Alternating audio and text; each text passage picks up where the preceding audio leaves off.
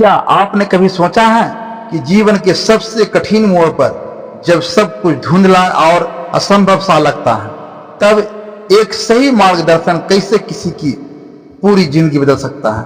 क्या आपने कभी महसूस किया है कि जब आपके सामने अपने ही लोग, अपने ही सपने और अपने ही आदर्श खड़े हो, तब कोई ऐसा चाहिए जो आपको सही गलत का फर्क समझा सके? आज की यह कहानी सिर्फ एक युद्ध की नहीं, बल्कि हर इंसान के मन में चल रहे युद्ध की है। आज हम जानेंगे उस समाज को जिसने न केवल अर्जुन को बल्कि पूरी मानवता की जीवन का सबसे बड़ा उपदेश दिया। नमस्कार दोस्तों, फिर से एक बार स्वागत है एसवी हिंदी कहानी चैनल में। आज मैं लेकर आया हूं एक ऐसी कहानी जो न केवल आपको रोमांचित करेगी बल्कि आपके जीवन को भी नई दिशा दे सकती है। तो चलिए शुरू करते हैं आज की कहानी, कृष्ण और अर्जुन का गीता संवाद मेरी अपनी शैली में। कुरुक्षेत्र का मैदान, सुबह की हल्की धुंध और दोनों सेनाओं की विशाल कतारें, चारों ओर शंखनाद की गूंज, रथों की गर्जना, घोड़ों की हिहराहट और सैनिकों की उत्सुकता। हर कोई अपने अपने स्थान पर तैयार, लेकिन अर्जुन के मन में एक तूफान चल रहा था। अर्जुन ने श्री कृष्ण से कहा, हे माधव, मेरा रथ दोनों सेनाओं के बीच ले चलो ताकि मैं देख सकूं कि मुझे किन किन के विरुद्ध युद्ध करना है। श्री कृष्ण ने मुस्कुराते हुए अर्जुन का रथ सेनाओं के बीच खड़ा कर दिया। अर्जुन ने देखा सामने पितामह भीष्म, गुरु द्रोणाचार्य, चाचा शकुनी, भाई दुर्योधन और अपने ही संगे संबंधी खड़े हैं। उसका मन भर आया, आंखें में आंसू आ गए, गांधी धनुष हाथ से छूट गया। उसने थरथराती आवाज में कहा, हे केशव, मैं इन अपनों को मारकर कौन सा सुख पाऊंगा? यह युद्ध मुझे व्यर्थ लगता है। मैं कायर नहीं, परंतु अपनों के विरुद्ध शस्त्र नहीं उठा सकता। श्री कृष्ण ने अर्जुन की ओर देखा, उनकी आंखों में करुणा थी लेकिन चेहरा पर दृढ़ता। वे जानते थे यह क्षण केवल अर्जुन के लिए नहीं बल्कि हर इंसान के लिए है जिसे कभी न कभी अपने कर्तव्य और भावनाओं के बीच जूझना पड़ता है। अर्जुन ने अपने मन की व्यथा व्यक्त की, हे गोविंद, मेरे हाथ कांप रहे हैं, शरीर शिथिल हो गया है, मुख सूख गया है, मैं अपने ही संबंधियों का वध कैसे करूं? क्या यह पाप नहीं है? क्या मुझे संन्यास नहीं ले लेना चाहिए?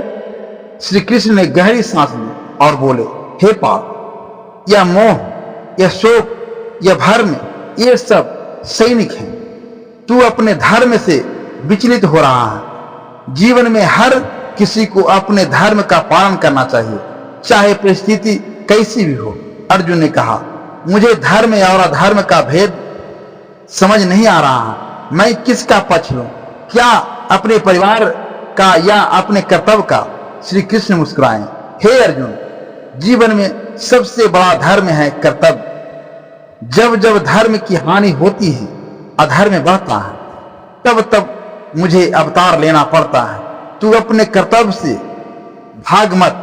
श्री कृष्ण ने अर्जुन को आत्मा का रहस्य समझाया।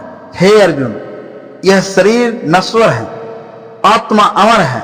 शरीर का जन्म होता है, मृत्यु होती है, लेकिन आत्मा कभी नष्ट नहीं होती। जैसे मनुष्य पुराने वस्त्र छोड़कर नए वस्त्र धारण करता है, वैसे ही आत्मा भी एक शरीर छोड़कर दूसरा शरीर धारण करती है। अर्जुन ने पूछा, लेकिन क्या अपने प्रियजनों की हत्या करना सही है? श्री कृष्ण ने कहा, जो जन्मा है उसकी मृत्यु निश्चित है। मृत्यु केवल शरीर की है, आत्मा की नहीं। तू केवल निमित्त है, करता नहीं। इस सृष्टि का संचालन मैं करता हूं, तू केवल अपना धर्म निभा। यह सुनकर अर्जुन थोड़ा शांत हुआ, लेकिन उसके मन में अभी भी असमंजस था। श्री कृष्ण ने गीता के सबसे महत्वपूर्ण सिद्धांत को उजागर किया, कर्मयोग। हे अर्जुन, तेरा अधिकार केवल कर्म करने में है, फल की चिंता मत कर। निष्काम भाव से कर्म कर, क्योंकि फल की इच्छा ही मोह और बंधन का कारण है। जो व्यक्ति अपने कर्म को भगवान को अर्पित कर देता है वह कभी दुखी नहीं होता। अर्जुन ने पूछा, क्या बिना फल की चिंता किए कर्म करना संभव है? कृष्ण ने मुस्कुराते हुए उत्तर दिया, जब तू अपने कर्म को भगवान को समर्पित कर देगा तब तुझे न सफलता का गर्व होगा न असफलता का दुख। यही सच्चा योग है। श्री कृष्ण ने अर्जुन को ज्ञान योग और भक्ति योग का महत्व भी बताया। ज्ञान योग में आत्मा, परमात्मा और प्रकृति का ज्ञान प्राप्त किया जाता है। जो जानता है कि आत्मा अजर अमर है वह कभी शोक नहीं करता। भक्ति योग में मनुष्य अपने सारे कर्म, भावनाएं और विचार भगवान को समर्पित कर देता है। जो मुझे पूर्ण श्रद्धा और प्रेम से भजता है मैं उसके सारे पापों का नाश करता हूँ और उसे मोक्ष प्रदान करता हूँ। अर्जुन ने पूछा, क्या भक्ति से सब कुछ संभव है? कृष्ण ने कहा, भक्ति वह शक्ति है जो पत्थर को भी पिघला सकती है। जब तू मुझे पूर्ण समर्पण करेगा तब तुझे जीवन के सारे उत्तर मिल जाएंगे। अर्जुन ने मन में अभी भी संदेश था। तब श्री कृष्ण ने उसे अपना विराट रूप दिखाया। अर्जुन ने देखा कृष्ण के शरीर से हजारों सिर, हजारों हाथ और असंख्य आंखें प्रकट हो गई। संपूर्ण ब्रह्मांड, सभी देवता, प्राणी और काल स्वयं कृष्ण के विराट स्वरूप में समाहित थे। अर्जुन भय और श्रद्धा से भर गया।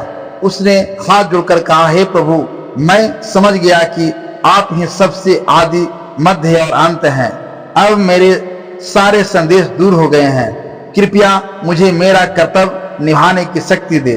श्री कृष्ण के उपदेशों ने अर्जुन के मन के सारे भ्रम, मोह और शोक को दूर कर दिया। अर्जुन ने गांडीव धनुष उठाया और दृढ़ निश्चय के साथ युद्ध के लिए तैयार हो गया।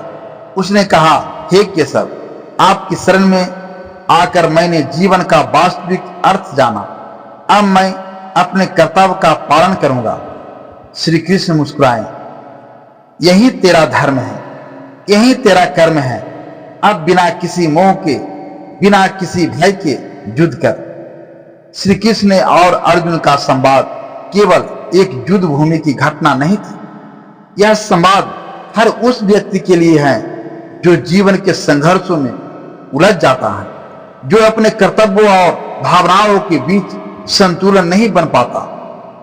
गीता हमें सिखाती है, धर्म का पालन करो लेकिन मोह में मत उलझो।